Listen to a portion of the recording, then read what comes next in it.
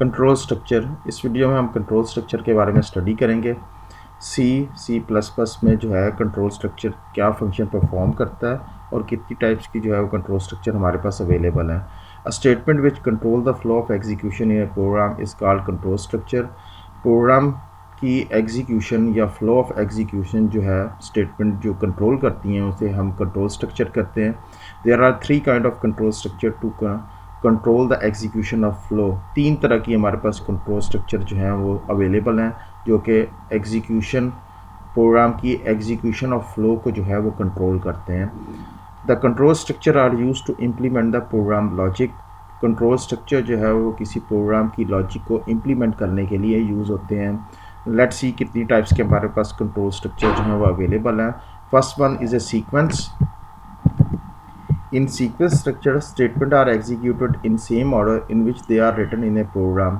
Sequence structure में statement जिस sequence में write की जाती हैं वो उसी sequence में जो है वो execute होती हैं और run होती हैं। The control flow from one statement to other in a sequence. Control जो है प्रोग्राम के अंदर वो एक स्टेटमेंट के बाद दूसरी स्टेटमेंट पे शिफ्ट होता है और एक स्टेटमेंट को एग्जीक्यूट करने के बाद वो नेक्स्ट स्टेटमेंट को जो है वो एग्जीक्यूट करता है जिस ऑर्डर या जिस सीक्वेंस में जो स्टेटमेंट जो है वो राइट की होती हैं।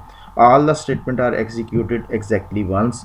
तमाम की तमाम स्टेटमेंट जो हैं वो एक ही टाइम पे एग्जीक्यूट होती हैं, एक ही दफ़ा एग्जीक्यूट होती हैं।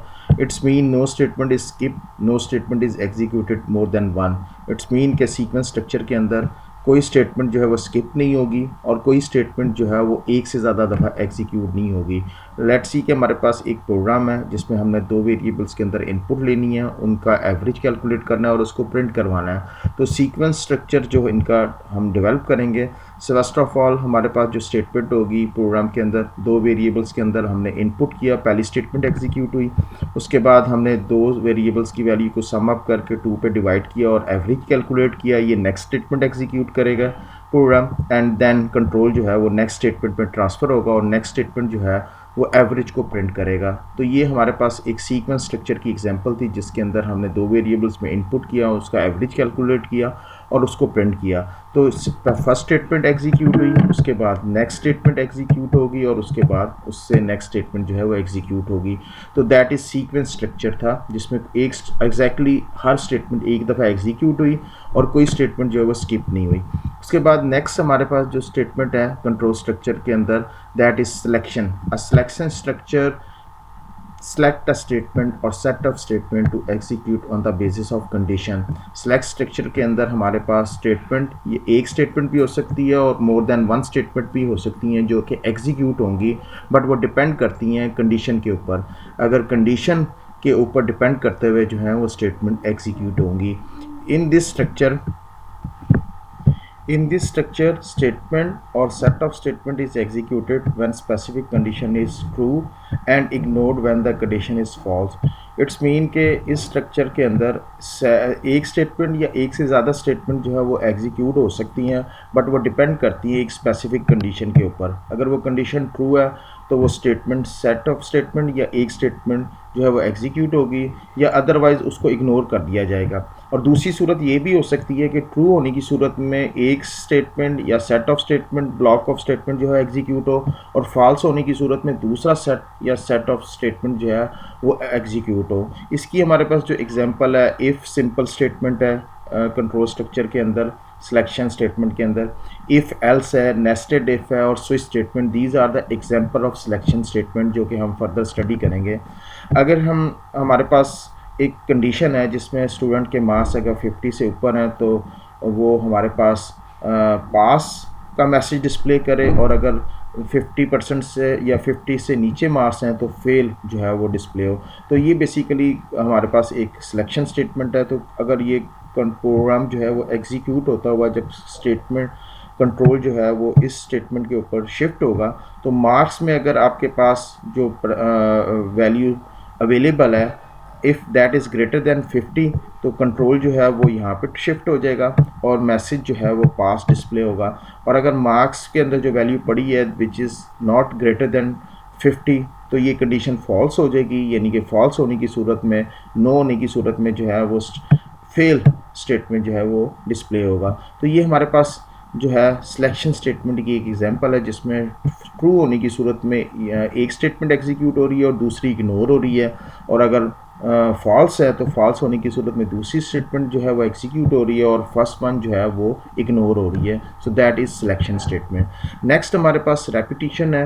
रेपिटिशन जो है रेपिटिशन स्ट्रक्चर एग्जीक्यूट और सेट ऑफ स्टेटमेंट रिपीटेडली, यानी कि it is also known as a iteration और लूप। रेपिटिशन जो स्ट्रक्चर है वो एक स्टेटमेंट या एक से ज़्यादा स्टेटमेंट को बार बार जो है रिपीट करता है, एग्जीक्यूट करता है, यानी कि एक स्टेटमेंट जो है वो मोर देन वन टाइम एग्जीक्यूट होती है। नॉर्मल हमारे पास जो स्टेटमेंट होती हैं वो एक दफ़ा ही एग्जीक्यूट होती हैं, बट रेपिटिशन के अंदर स्टेटमेंट जो है वो बार बार एग्जीक्यूट होती है, जो कि एक कंडीशन के ऊपर डिपेंड कर रहा होता है। अगर वो कंडीशन जब तक एवेलुएट ट्रू होगी तो वो जो स्टेटमेंट जो हम एग्जीक्यूट करना चाहते हैं वो एग्जीक्यूट होगी। समटाइम इसको आइट्रेशन और लूप भी कहते हैं। सी में हमारे पास फॉर लूप, वाइल लूप और डू वाइल जो है वो अवेलेबल हैं, जो कि रेपिटिशन के पर्पज़ के लिए यूज़ होती हैं। सपोज़ अगर हमारे पास एक वेरिएबल j है और इसकी वैल्यू अगर हम अज्यूम करते हैं 1 है, तो when is less than 5 condition true है तो वेलकम जो है वो प्रिंट होगा और उसमें एक वैल्यू इंक्रीज़ हो जाएगी, तो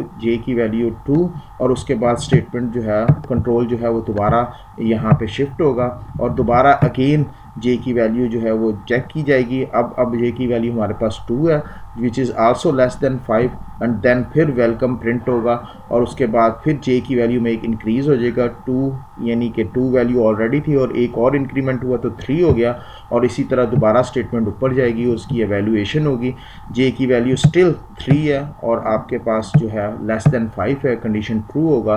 तो ये स्टेटमेंट जो है हमारे पास 4 टाइम जो है वो स्क्रीन के ऊपर डिस्प्ले होगी, और जब j की वैल्यू जो है 5 होगी तो इस सूरत में ये कंडीशन फॉल्स हो जाएगी which is not less than 5, और नो होने की सूरत में जो है वो रेपिटिशन स्टेटमेंट जो है वो लूप से बाहर निकल आएगा और उसके बाद नेक्स्ट जो स्टेटमेंट होंगी वो एग्जीक्यूट होना शुरू होंगी। तो दैट इज़ रेपिटिशन, और इसमें हमने देखा कि वेलकम जो है statement that is executed more than one time जो है वो एग्जीक्यूट हुई।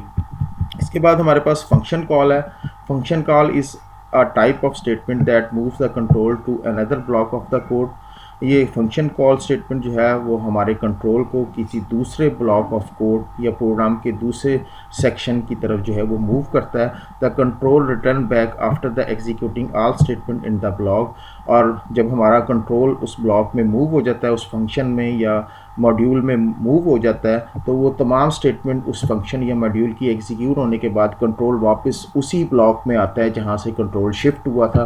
The remaining statement are executed immediately after the function call when control is return. तो बाकी स्टेटमेंट जो हैं वो एग्जीक्यूट होती हैं जहाँ से कंट्रोल जो है शिफ्ट होकर दूसरे ब्लॉक में गया था और दोबारा वापस रिटर्न बैक हुआ था, यानी कि फंक्शन कॉल के बाद की जो स्टेटमेंट होती हैं that will be executed in same block जहाँ से कंट्रोल शिफ्ट हुआ था। सपोज हमारे पास ये स्टेटमेंट है, ये स्टेटमेंट फर्स्ट एग्जीक्यूट हुई, उसके बाद कंट्रोल नेक्स्ट स्टेटमेंट पे मूव हुआ जहाँ पे हमने फंक्शन कॉल लिखा था, और ये फंक्शन कॉल जो था वो हमारे पास ऐड फंक्शन था। कंट्रोल जो है वो यहाँ पे मूव हो गया और यहाँ पे इसके 2 पैरामीटर्स हैं और 2, उसके बाद ये स्टेटमेंट एग्जीक्यूट हुई इस ब्लॉक की या इस फंक्शन की, और इसके बाद स्टेटमेंट दोबारा वापस सेम उसी ब्लॉक में आएगी, रिटर्न होगी, और उसके बाद फंक्शन कॉल के बाद जो नेक्स्ट स्टेटमेंट होंगी वो एग्जीक्यूट होंगी। सो that is also function call जो है दैट इज़ कंट्रोल स्ट्रक्चर, जिसमें कंट्रोल जो है वो नॉर्मल सीक्वेंस से हट कर जो है वो ट्रांसफ़र हो जाता है दूसरे ब्लॉक के अंदर। दोबारा उस स्टेटमेंट को, उस ब्लॉक के अंदर की स्टेटमेंट को एग्जीक्यूट करने के बाद कंट्रोल दोबारा वापस शिफ्ट बैक होता है वहीं जहाँ से कंट्रोल ट्रांसफ़र हुआ था। तो these are the control structure, उनकी टाइप्स को हमने देखा जो कि सी और C++ में हमारे पास कंट्रोल स्ट्रक्चर्स अवेलेबल